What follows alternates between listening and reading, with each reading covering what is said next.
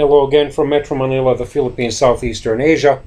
Here is my selective summary of the news headlines found on the website of the Washington Post newspaper, partly probably still for November the 4th, partly for November the 5th.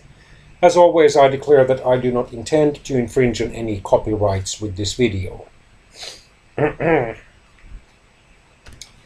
Midterm elections test whether Republicans not named Trump can win by stoking racial animosity. By Matt Weiser. President Trump succeeded in 2016 after disparaging minority groups, and that strategy has spread to this year's elections.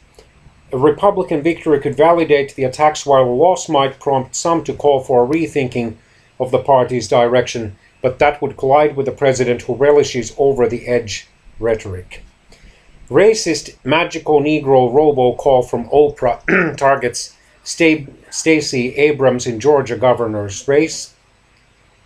The Take analysis. This midterm election is like no other in a generation.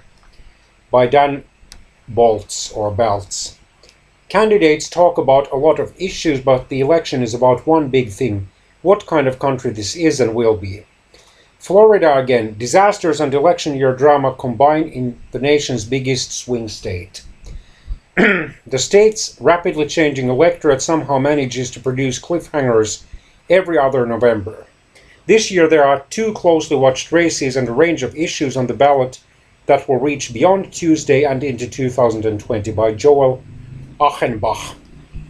Graphic. Abortion, marijuana, redistricting and voting. What's on state ballots this week? Full Trumpism. The president's apocalyptic attacks reach a new level of falsity. By Philip Rucker. In the campaign's final days, President Trump has claimed without evidence that Democrats want to destroy the economy, obliterate Medicare, and open the borders to violent criminals. I would say that this is typical behavior for him. Making those assertions that will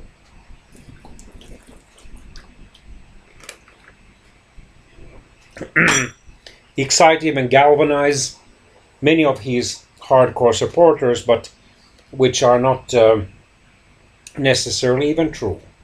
At least their truthfulness is debatable. Trump says Democrat Abrams would turn Georgia into a sanctuary city for criminal aliens. At there it is moment. Trump wows fans by using Air Force One as a campaign prop. Fears for ballot integrity and access are growing.